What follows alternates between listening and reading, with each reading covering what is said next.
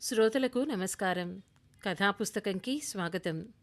ఈరోజు మనం శ్రీ నండూరి శ్రీనివాస్ గారు రాసిన ప్రతిబింబాలు అనే కథను విందాం. ఈ కథను కౌముది మాసపత్రికలో 2007 సంవత్సరంలో ప్రచురించడం జరిగింది. ఇక కథలోకి వెళ్దాం. నిన్నటిదాకా నాలో వెలుగులు నింపిన జీవనజ్యోతి ఈరోజు రాజేశ్వరి తల దగ్గర మిణుకుమిణుకుమంటోంది. జీవితంలో ఈ ఒక్కరోజు లేకుండా ఉంటే ఎంత బావుండు అని ఉదయం నుంచి ఎన్ని వేల సార్లు మూగగా ఏడ్చానో. మా ఇద్దరి బంధం 30 ఏళ్ల పైమాటే. జీవితంలో సంతోషాన్ని, విషాదాన్ని నాతో పాటే ఇన్నాళ్ళు కలిసి పంచుకున్న నా రాజీ అచేతనంగా పడుందంటే నాకు నోటమాట రావట్లేదు. రాజీది రాజీ పడని అందం. తను నా జీవితంలో అడుగుపెట్టిన క్షణం నుంచి ఆ అందానికి నేను నిత్య ఆరాధకుణ్ణే, ఆ ఆలయంలో నిత్య పూజారిని. అలాంటి రాజీ ఇప్పుడు లేదన్న నిజాన్ని నమ్మలేక నా గుండె పగిలిపోతోంది. కానీ కళ్ళు మాత్రం కన్నీరు కార్చటం లేదు. ఇందాక వినోద్తో ఫోన్లో మాట్లాడాక కన్నీళ్లు ఆవిరైపోయాయి. వినోద్, మా ఒక్కగానొక్క కొడుకు. ఒరేయ్, మీ అమ్మకి ఉన్నట్టుండి చాలా తేడా చేసింది, వెంటనే బయలుదేరి రారా అంటూ ఆదుర్దాగా చెప్పాను. అమ్మ పోయిందని తెలిస్తే వాడు తట్టుకోలేడేమో అని నా ఉద్దేశం.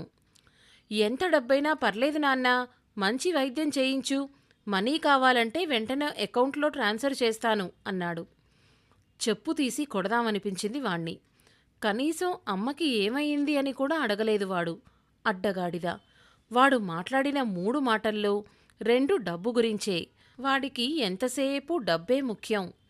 ఒరేయ్, ఈ వయసులో మమ్మల్ని వదిలేసి వెళ్ళిపోకురా అని ఎంత బతిమిలాడినా వాడు వినకుండా అమెరికా పోయాడు.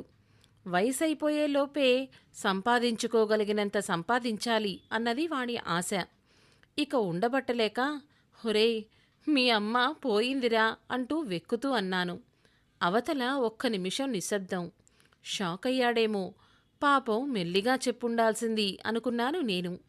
అయ్యో, అలాగా, సరే నువ్వే కానిచ్చేసేయ్ నాన్నా, ప్రస్తుతం ప్రాజెక్ట్ ఉంది, డెడ్ లైన్స్ కూడాను, చాలా బిజీగా ఉన్నాను, వీలు చూసుకొని వస్తాలే అన్నాడు.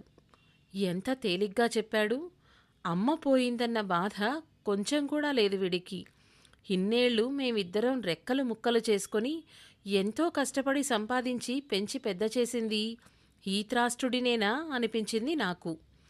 వీడిలా తయారవ్వడానికి అసలు వీడి పెళ్ళామే కారణం. ఆ శూర్పణఖ ఏం చెప్తే అదే వాడికి లక్ష్మణరేఖ అయిపోయే అనుకున్నాను నేను. పొద్దుట్నుంచి ఎంతోమంది రాజేశ్వరిని చూసిపోతున్నారు. నేను రాజీ కలిపి ఒక చైల్డ్ డే కేర్ పెట్టాం. మా ఏరియాలో 2 ఉద్యోగం చేసే జంటలు చాలానే ఉన్నాయి. కానీ వాళ్ల పిల్లల్ని చూసుకోవడానికి ఒక్క డే కేర్ కూడా ఉండేది కాదు. ఆ బలహీనతని రాజీ కనిపెట్టింది. ఇంకేముంది, 6 టీచర్లని అపాయింట్ చేసుకుని 1 సంవత్సరంలోనే పేరు తెచ్చాం. ఉదయం నుంచి ఆ చుట్టుపక్కల పేరెంట్స్తోనూ వాళ్ల పిల్లలతోనూ మా వాకిలి నిండిపోయింది. రాజేశ్వరి లేదన్న నిజాన్ని ఎవ్వరూ నమ్మలేకపోతున్నారు. రాజేశ్వరి మిస్సుకి ఏమైంది అంటూ 3 ఏళ్ల పిల్లాడు వచ్చి అడుగుతున్నాడు. వాళ్ల నాన్నని వాడలా అడుగుతుంటే నా గుండె పిండేసినట్టయింది. వాడికున్నపాటి ఆదుర్దా కూడా గాడిదలా ఎదిగిన నా కొడుక్కి లేదు. మాస్టారు, చీకటి పడేలోపు కార్యక్రమం పూర్తి చేసేద్దామా, లేక మీ అబ్బాయి వచ్చేదాకా ఆగుదామంటారా అన్నారు చుట్టుపక్కల వాళ్ళు. ఇంకెక్కడబ్బాయి, ఉదయం నుంచి 3 సార్లు ఫోన్ చేశాను. చివరిసారైతే కోడలెత్తింది. అయ్యో పాపం అత్తయిపోయారా అని కూడా అనలేదు. కన్న కొడుక్కే పట్టకపోతే ఇంకా కోడలెంత? అసలే నా కోడలికి విపరీతమైన అహంకారం. అందమూ డబ్బు ఉంటే వద్దనుకున్నా వచ్చి పడేది ఆ 3వది అహంకారమేగా. వినోద్కి పెళ్ళై పిల్లాడు పుట్టాక మనవణ్ణి చూపించమని ఎన్నోసార్లు ఫోన్ చేసేది రాజీ. ఉత్తరాలు రాసేది.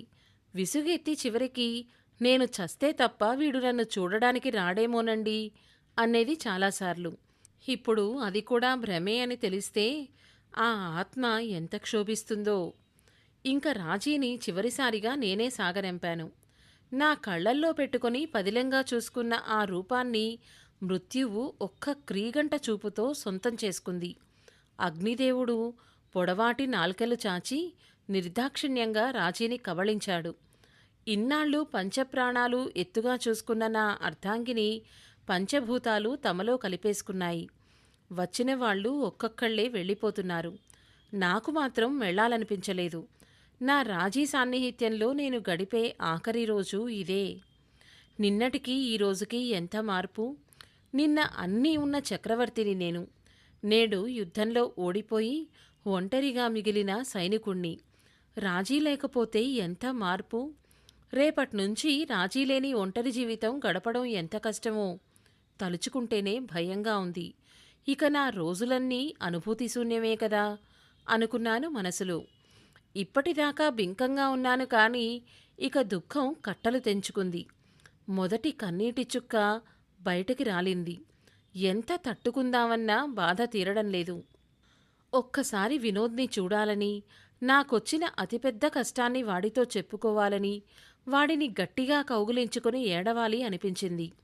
అసలు వాడెందుకిలా తయారయ్యాడో. గతంలోకి వెళ్తే రాజేశ్వరి మొదటినుంచి చాలా పట్టుదలగల మనిషి.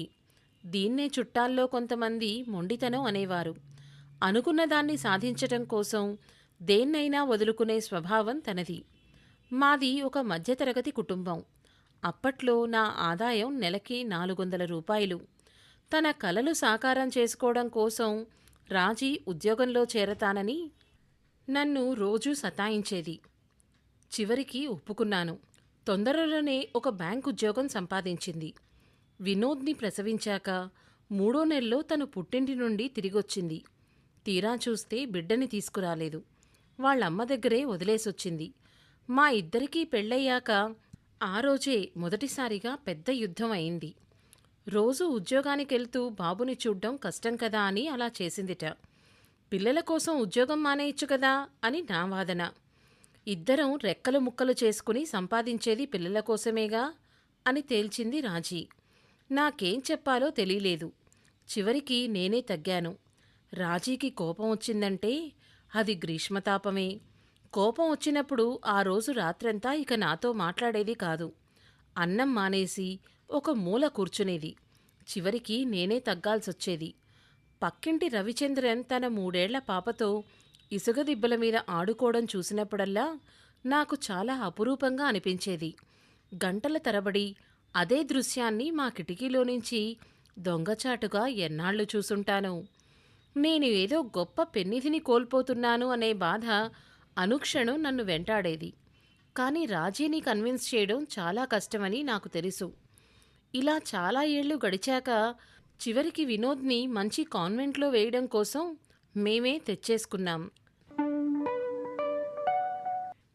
మళ్ళీ కథ మొదటికొచ్చింది. వినోద్ని చూసుకోవాలిగా, ఉద్యోగం మానేయ్ అని నేను, వీల్లేదు అని తను. చివరికి ఒక ఆయాని పెట్టుకున్నాం. ఆయాలో అనురాగం, డబ్బా పాలల్లో మమకారం దొరికితే ఇక ప్రపంచంలో అమ్మలెందుకు? వినోద్ ఆయా దగ్గర ఉండడానికి ఇష్టపడేవాడు కాదు. అప్పుడే జరిగింది నేను మర్చిపోలేని సంఘటన. ఇప్పటికీ ఆ జ్ఞాపకం నా గుండెల్లో పచ్చి పచ్చిగానే ఉంది.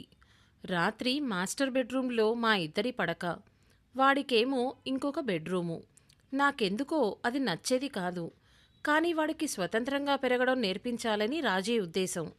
ఆ రోజు రాత్రి మేము గాఢ నిద్రలో ఉన్నామో లేక మాటలు వినిపించుకోలేని ఇంకేదో స్థితిలో ఉన్నామో తెలీదు కానీ తెల్లారి చూస్తే మా బెడ్రూమ్ తలుపు దగ్గరే వినోద్ పడిపోయున్నాడు.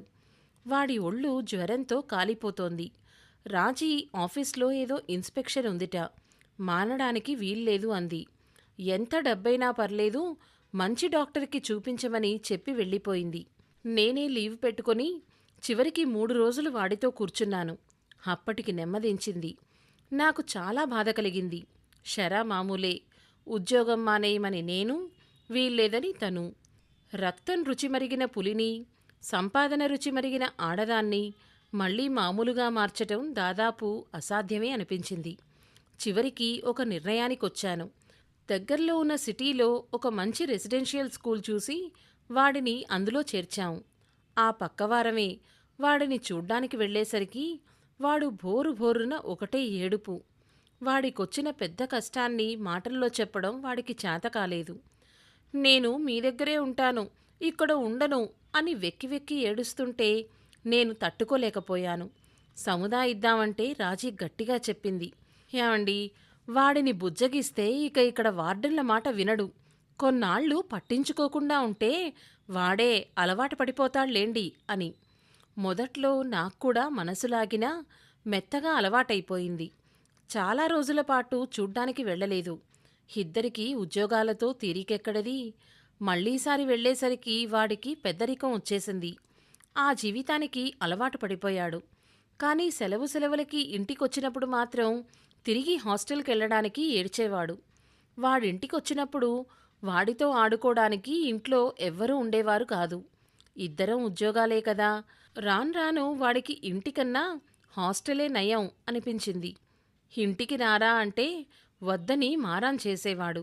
ఇంకా కొంచెం పెద్ద క్లాసుల్లోకి వెళ్ళాక సెలవుల్లో వాళ్ళ ఫ్రెండ్స్ ఊళ్ళకి వెళ్ళిపోయేవాడు.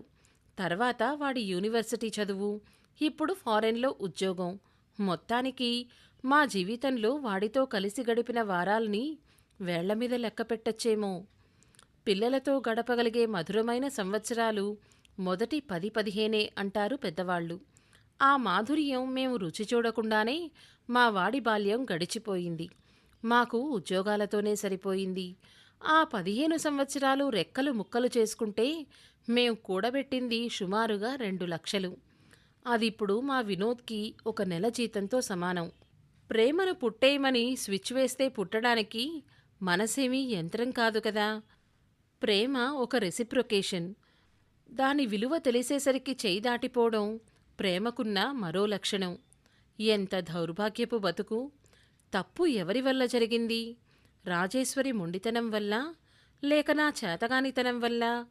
నాకు రాజేశ్వరిని లాగి ఒక్కటి కొట్టాలని జీవితంలో మొదటిసారి అనిపించింది.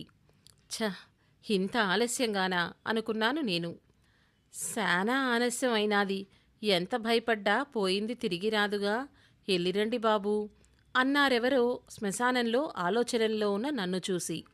చూస్తే కాటికాపరి నా జీవితాన్నంతా ఒక్క వాక్యంలో ఎంత గొప్పగా చెప్పాడు. చెయ్యాలి, ఏదో ఒకటి చెయ్యాలి, లేకపోతే నా అంతరాత్మ నన్ను బతకనివ్వదు. పోనీ నేను కూడా ఫారెన్ వెళ్ళిపోయి నా కొడుకుతో కోల్పోయిన రోజుల్ని కనీసం నా మనవలతో అయినా అనుభవిస్తే. చిచి, అస్సలు బావుండదు. ఇన్నేళ్ళు లేని మమకారం ఇప్పుడు పుట్టుకొచ్చిందా అని జనాలు అడగరు. ఏదో ఒకటి చేసెయ్యాలి, నా పాపాన్ని కొంచెమైనా కడుక్కోవాలి అనుకుంటున్న నాకు ఇంటికి రాగానే కనిపించింది ఎదురుగా చైల్డ్ డే కేర్ బోర్డు. ఆ బోర్డుని కసితీరా విరగ్గొట్టి అవతల పారేశాను. గోడమీద పేర్లన్నీ చెరిపేశాను. ఇది ఇంకొంతమంది తల్లిదండ్రుల్ని మాలాంటి వాళ్లుగా తయారు చేసే ఫ్యాక్టరీ అనిపించింది. అందుకే మూసేశాను. అదొక్కటే ప్రస్తుతానికి నేను చెయ్యగలిగింది. సమాప్తం. భార్యాభర్తలు ఇద్దరూ సంపాదిస్తేనే పిల్లల్ని చక్కగా పెంచగలం అనుకుంటున్నారు ఇప్పుడు. కానీ పిల్లలకి తల్లి ఆలన 10 సంవత్సరాల వరకు ఖచ్చితంగా ఉండాలి. చక్కగా పెంచగలం అనే మాటకి ఎక్కడా ఒక స్టాండర్డ్ డెఫినిషన్ లేదు. అర్థం చేసుకోండి. మనం చిన్నప్పుడు పిల్లల్ని హాస్టల్స్లో ఉంచి పెంచితే పెద్దవాళ్ళయ్యాక వాళ్ళు కూడా మనల్ని ఓల్డేజ్ హోమ్స్లోనే ఉండమని చెప్తారు. కర్మ ఈజ్ ఏ బూమరాంగ్ అని అన్నారు కదా, అది దీనికి కూడా వర్తిస్తుంది. ఈ కథ మీకు నచ్చిందా? నచ్చినట్లయితే లైక్ చేయండి, షేర్ చేయండి. మరిన్ని సందేశాత్మక, సామాజిక, వినోదాత్మక కథలు వినాలి అనుకుంటే కథాపుస్తకం ఛానల్ని సబ్స్క్రైబ్ చేసుకోండి. ధన్యవాదాలు.